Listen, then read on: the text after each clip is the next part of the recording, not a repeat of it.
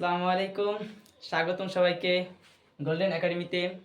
তো তোমরা সবাই জানো আগামী দিন আমরা চেঞ্জিং সেন্টেন্সের পার্ট 1 করছিলাম, অর্থাৎ অ্যাসার্টিভ থেকে এক্সক্লেমেটরি করা শিখছিলাম। তো সেই ধারাবাহিকতায় আমরা আজকে পার্ট 2তে অর্থাৎ অ্যাসার্টিভ থেকে ইন্টারোগেটিভ করা শিখব।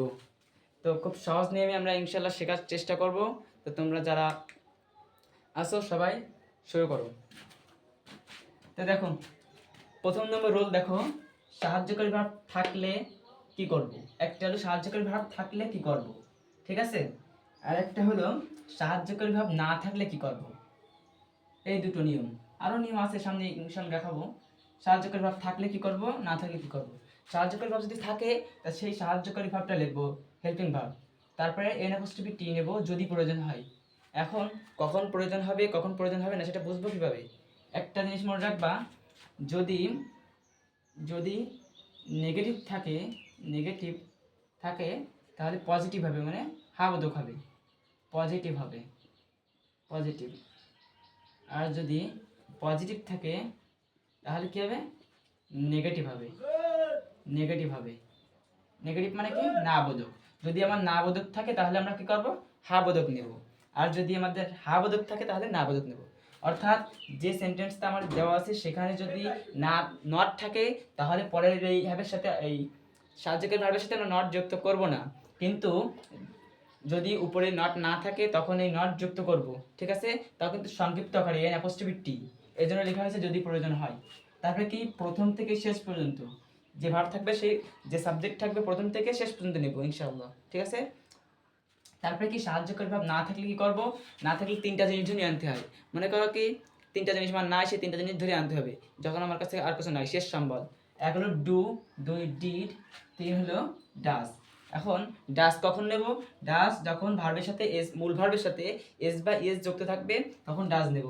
যখন মূল ভার্বটা প্রেজেন্ট হবে তখন ডু নেব। যখন মূল ভার্বটা পাস্ট হবে তখন ডিড নেব, ঠিক আছে। সুন্দর করে লিখে দিচ্ছি। তারপরে কি করব, নেব, তারপরে এন অ্যাপোস্ট্রফি টি যুক্ত করব।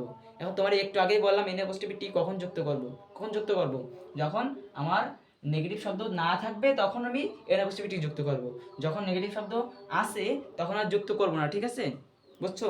তারপর এটা তো বুঝতে পারছি, এই যে ইন্টারোগেটিভের প্রথম নিয়ম এইটাই, এইটাই এই আসারটি মানে হাবোধক থাকলে না বোধক, না বোধক থাকলে হাবোধক। তো নট প্রয়োজন হলে নেব, তারপরে লিখতে আবার সেই প্রথম থেকে শেষ পর্যন্ত একই। কিন্তু এখানে মূল ভাবটাকে প্রেজেন্ট করতে হবে, মূল ভাবটা প্রেজেন্ট করতে হবে। এখন আমরা এক্সাম্পলে চলে যাই। আছে he is a, he is a polite, polite polite boy. সে একটা ভদ্র বালক বা ছেলে। তো এটার ইন্টারোগেটিভ করার সময় কি করব, এখন আমরা যে প্রথম ভিডিওতে দেখছিলাম ইন্টারোগেটিভ সেন্টেন্স চেনার উপর কি, লাস্টে কি থাকবে, আনটা থাকবে, মানে লাস্টে কি থাকবে, জিজ্ঞাসাসূচক চিহ্ন থাকবে না। তো লাস্টে জিজ্ঞাসাসূচক আনতে হবে। জিজ্ঞাসাসূচক মানে কি, প্রশ্ন করা। এই একটা জিনিস তো শেখানো হয়নি, ইন্টারোগেটিভ ইন্টারোগেটিভ সেন্টেন্স বাংলায় কি হবে। যেমন ধরো আমরা প্রশ্ন করলাম, এই তুমি কি বাড়ি যাবা, একটা প্রশ্ন করতেছ না, will you go to, will you go home, তুমি কি বাড়ি যাবা, এই যে প্রশ্ন করতেছি, তাই না। এইটা হলো আমাদের হলো ইন্টারোগেটিভ সেন্টেন্স। তো এখানে এখানে আছে he is a polite boy, সে একটা ভদ্র ছেলে। এখন তোমরা বাংলায় বলো তো, সে একটা ভদ্র ছেলে, এর জিজ্ঞাসাসূচক বাক্য কী হবে, অর্থাৎ ইন্টারোগেটিভ বাক্য কী হবে, বাংলায় বলো। সে একটা ভদ্র ছেলে, তাহলে প্রশ্ন করার সময় কী বলবো, সে কি একটা খারাপ ছেলে, সে কি একটা ভদ্র ছেলে নয়, এরকম হবে না। সে কি একটা ভদ্র ছেলে নাই, তার মানে কি সে ভদ্র ছেলে, এই জন্য আমরা বলতেছি সে কি ভদ্র ছেলে না, এরকম, ঠিক আছে। তো এরে ইন্টারোগেটিভ করবো কিভাবে, প্রথমে কি করতে হবে, দেখতে হবে সাহায্যকারী ভাব আছে কিনা। দেখো তো সাহায্যকারী ভাব আছে, এই যে ইজ, ইজ এখানে সাহায্যকারী ভাব আবার লিঙ্কিং ভাব। তো এখানে তো ইজ তো সাহায্যকারী ভাব, তাই না, ইজ হলো সাহায্যকারী ভাব। তো ইজটারে প্রথমে আনবো, প্রথমে সাহায্য হেল্পিং, এই যে ইজ ভি মানে হেল্পিং ভাব, মানে সাহায্যকারী ভাব, হেল্প মানে সাহায্য করা, তাই না। তো হেল্পিংকে প্রথমে আনবো ইজ, এই যে প্রথম যখন আনবো তখন বড় হতে হবে, ইজ নিলাম। তারপরে কি করব, তারপরে কি এর অ্যাপোস্ট্রফি ডি যুক্ত করব। দেখো তো উপরে কোনো জায়গায় নেগেটিভ শব্দ আছে নাই, তাহলে এখানে এন অ্যাপোস্ট্রফি টি যুক্ত করব। যদি থাকতো তাহলে যুক্ত করতাম না। তারপরে কি করো, প্রথম থেকে শেষ পর্যন্ত, প্রথম থেকে শেষ পর্যন্ত লেখো হি। দেখো ইস কি আর নেবো, ইস একবার নেওয়া হয়ে গেছে না, তো সেজন্য কিন্তু ইস আর নেবো না, বুঝছো? ইসটা নেবো না, হি নিলাম। ইসটা কাটিতে যা আছে এ ফোলাইট বয়। বলো তো হয়েছে কি না? কেন বলো তো? কারণ আমরা একটু আগে শিখলাম কি, ইন্টারোগেটিভ সেন্টেন্স চেনার উপায় কি, লাস্টে জিজ্ঞাসাসূচক চিহ্ন থাকে, বুঝছো? Isn't he A polite boy, সে কি একটা ভদ্র ছেলে নয়, বুঝছো? বুঝতে। তারপরে দেখো আমরা আরেকটা উদাহরণ দেখি। He works hard, he works. আমরা সহজ সহজ বাক্য দিয়ে প্রথম শিখে নিই, একবার শেখার পরে আমরা কঠিন কঠিন বাক্য দিয়ে শিখতে পারবো। তো হি ওয়ার্কস হার্ড। এবার কি দেখো, তুমি সাহায্যকারী আছে কোনো? Am, is, are, was, are, have, has, had, can, could, shall, should, will, would, may, might, এগুলো কি আছে? নাই। তো এগুলো না থাকলে কি করবে তখন? তখন কি করতে হবে? সাহায্যকারী না থাকলে কি করতে হবে? ডু আনতে হবে, ডিড আনতে হবে, ডাজ আনতে হবে। কখন কোনটা? যখন মূল ভার্বের সাথে এস বা ইজ যুক্ত থাকে তখন ডাজ, যখন মূল ভার্বটা প্রেজেন্ট ফর্ম হয় তখন ডু, যখন মূল ভার্বটা পাস্ট ফর্ম হয় তখন ডিড। তো এখানে মূল ভার্বের সাথে কি যুক্ত আছে? এস আছে না? দেখো তো আছে না? এস থাকলে কি বসে? এই যে এস বা এস থাকলে ডাজ বসে। তো প্রথমে একটা ডাজ নেব। এবার কোনো নেগেটিভ শব্দ আছে দেখো তো এর মধ্যে? নেগেটিভ শব্দ না থাকলে কি করতে হবে? এন অ্যাপোস্ট্রফি টি নিতে হবে, এর সাথে এন অ্যাপোস্ট্রফি টি, ডাজেন্ট। তারপরে কি, প্রথম থেকে শেষ পর্যন্ত নেব, তবে মূল ভার্বকে প্রেজেন্ট করব। তো প্রথম থেকে শেষ পর্যন্ত লেখো হি লেখো। এই ওয়ার্ককে আগে নিছি আমরা? নিইনি, কিন্তু এই এস এর বদলে আমরা ডাজ নিছি, ওয়ার্ক কিন্তু ওখানে নিইনি। তো এটা ভার্ব না, এই ভার্বটা কি করতে হবে? প্রেজেন্ট করতে হবে। এখন এস বাই এস ছিল বলে ডাজ নিছিলাম, এবার এস বাই এস কাটিয়ে দেবো, মূলটা লিখবো ওয়ার্ক,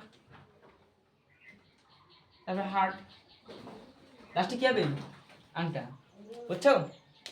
একটা উদাহরণ দিই যে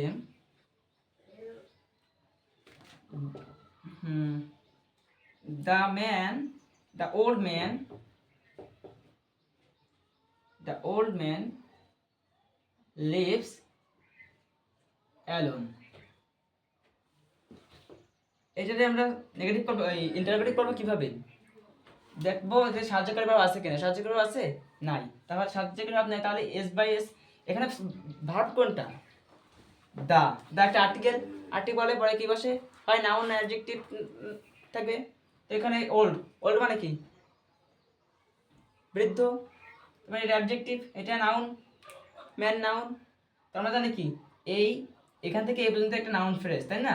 দ্য ওল্ড ম্যান মানে বৃদ্ধ লোকটি, এইটা হলো সাবজেক্ট, বুঝছো? আর লিভ মানে কি? বসবাস করা, এটা হলো ভার্ব, আর এদিকে হলো কমপ্লিমেন্ট, বুঝছো? তো এখানে ভার্বের লাস্টে এস বাই এস যুক্ত আছে, তাহলে কি ডাস, নিয়ম অনুযায়ী এই যে ডাস নিতে হবে, এই যে ডাস। তারপরে কি নেব? প্রথম নট নিতে হবে, কারণ নট নেই উপরে। এবার প্রথম থেকে শেষ পর্যন্ত দ্য ওল্ড ম্যান, এই লিভের এসটা কাটিয়ে লিখে দেবো, লিভ অ্যালোন। কি, doesn't the old man live alone? বৃদ্ধ লোকটি কি একা একা বসবাস করে না? তার মানে কি, সে করে, এই জন্য আমরা মানে টানে বলতেছি এটা। তো এটা তো বুঝতে পারলাম। তো আশা করি এটা বুঝতে পারছো। তারপরে নিয়মটা তো বুঝাই দিছি, এখন তোমরা গাইড থেকে প্র্যাকটিস করবা। যদি কোনো সমস্যা হয় তো কমেন্ট বক্সে লিখে জানাবা, ঠিক আছে? তো এখন এই দুটা নিয়ম বাদে আরও নিয়ম আছে, সেই নিয়মগুলো আমরা দেখি। তো এগুলো মুছে দিই, তোমরা স্ক্রিনশট মেরে নাও।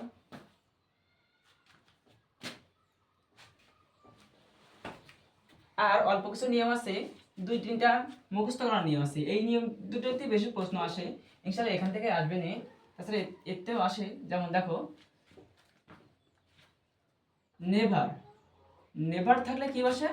নেভার থাকলে এভার বসে, ঠিক আছে? আর নাথিং থাকলে কি বসে? নাথিং থাকলে এনিথিং বসে, এনিথিং বসে। এখন তোমরা বলো, এনিথিং থাকলে কি বসবে? নাথিং বসবে। উল্টোটা হবে, এবার থাকলেও নেভার বসবে, এনিথিং থাকলেও নাথিং বসবে, বুঝছো? এইটা। তো এখানে একটা উদাহরণ দেওয়া যাক তাহলে। হি হি নেভার গোস দেয়ার, সে সেখানে কখনোই যায়নি। তো কি হবে, সেই নিয়ম কিন্তু মূল প্রসেস কিন্তু আগেরটাই হবে, কিন্তু এই নেভারের জায়গায় এভার দেবো, বুঝছো? তো এখানে মূল প্রসেস কি, সাহায্য করে ভাব খুঁজতে হবে, ওই যে দুইটা নিয়ম শিখলাম না, ওই দুই প্রসেসে আমরা আগাবো। তো এখানে গোস, গোস কি মূল ভার্ব, সাহায্য করে ভাব তো এখানে নাই, তা গোসের লাস্টে কি আছে, S by S, S by S থাকলে কি বসে, ডাস, তো এখানে ডাস দেবো। তারপর কি নট আছে, নট আছে না, এই নেভার একটা ইংলিশ শব্দ না, তাই না? তাহলে নট নেবো না, তবে এই প্রথম থেকে শেষ পর্যন্ত লিখবো হি, নেভার থাকলে কি বসবে, এই যে নেভার থাকলে এভার, ডাজ হি এভার, এবার কি মূল ভার্বটা প্রেজেন্ট করতে হবে না, প্রথম থেকে শেষ পর্যন্ত নেবো, তবে মূল ভার্বটা কি করব, প্রেজেন্ট করব। এস বাই ইএস কে ডিগ্রি প্রেজেন্ট হয়ে যাচ্ছে। তো এবার গো দেয়ার, লাস্টে আংটা, ডাজ হি এভার গো দেয়ার, সে কি কখনো যায়, তার মানে কি সে কখনোই যায় না, তাই বলছি সে কি যায়, হ্যাঁ সে কি যায়, এটা বলতেছি না, তার মানে সে যায় না, এই জন্যই এটা বলতেছি, বলতেছি কিন্তু যায়, কিন্তু আসলে আমরা বোঝাতে চাচ্ছি কি সে যায় না। এটা হলো ইন্টারগেটিভ সেন্টেন্স, এটাই এটা ইন্টারগেটিভ সেন্টেন্স। যাই হোক, এটা বুঝতে পারছো।